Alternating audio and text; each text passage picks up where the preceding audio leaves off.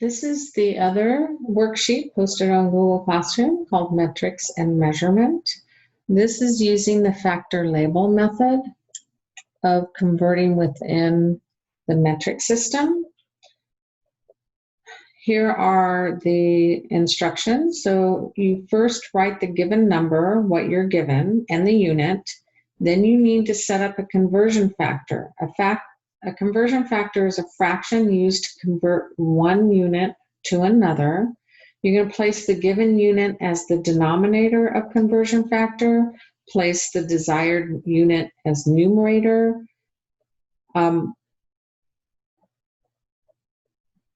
Place a 1 in front of the larger unit. I'll explain this in a minute. Determine the number of smaller units needed to make one of the larger unit. Cancel the units, solve the problem. So here it shows you that you have to convert 55 millimeters to meters. So you're going to start with 55 millimeters. We're going to look for meters. So we need a conversion factor, and here's the conversion factor. So 1 meter is worth 1,000, right? So 1 meter, and we're going to go to milliliters. So it's 1, 2, 3. So we're going to move the decimal over. So 1 meter is equal to 1,000 millimeters. Okay, so I'm going to use that as my conversion factor. I need meters on top and millimeters on the bottom, so it cancels out, and I end up with 0.055 meters.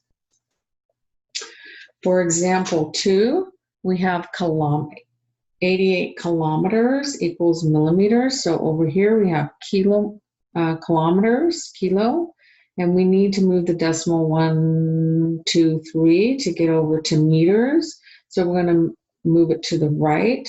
So I know that there's 1,000 meters in 1 kilometer. So this is the conversion factor. So we start out with 88 kilometers. Make sure we cancel out the units. So kilometers goes on the bottom, meters is on the top, and we take 88 and multiply it by 1,000, and we get 88,000 meters. So 88 kilometers is the same as 88,000 meters. For example 3, we have 7,000 centimeters, and we need to change it to hectometers. So hectometers, by the way, we don't really use them in science, but a hectometer is a way that we measure, that countries who use the metric system measure acres, is by hectometers.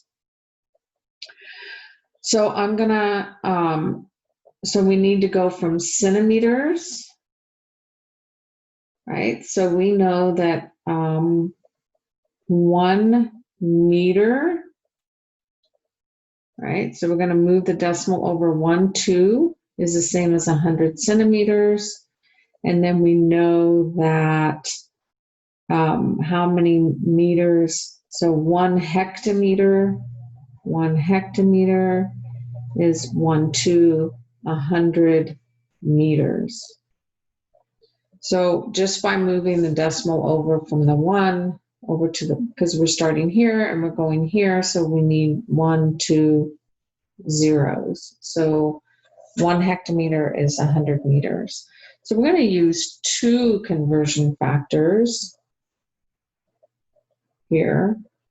You can do it if you know how to go from centimeters all the way over to hectometers, or hectometers all the way over, right? Because we know that I can just, sorry.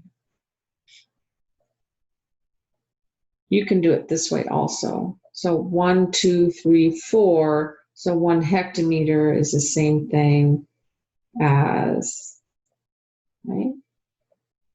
1, 2, 3, 4. 1, 2, 3, 4, right? Centimeters. So let's see if I'm right over here. So I'm going to use this conversion factor and this conversion factor down here. That's what they did. We start with centimeters, so I need to put centimeters on the bottom. 100 centimeters equals 1 meter. So the centimeters crosses out.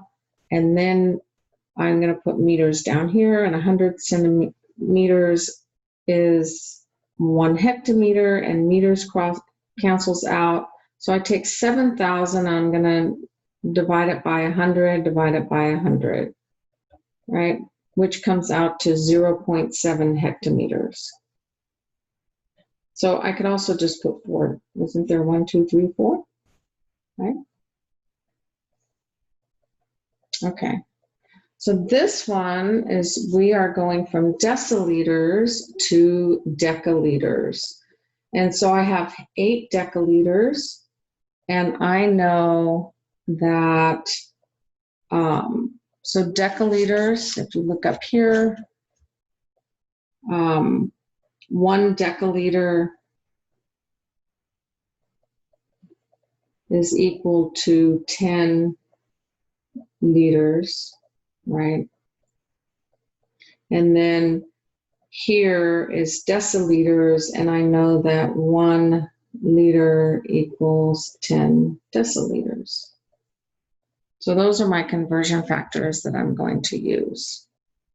And it's just by going, you can use the other chart that I have, but you can, this one has the deci and the deca, and it extends a little further out. So I have 8 decaliters. I need to figure out how many deciliters that is. So I need to put decaliters down here. That's 1 deciliter equals 10 liters. And then I need to cancel out liters. So I'm going to put 1 liter here and 10 deciliters here. And that leaves me, if you notice, these are the only units left. And then I take 8 times 10 times 10. So really, I'm just taking 8 and adding 2 zeros to the right. So it's 800 deciliters. So this is what you need to complete.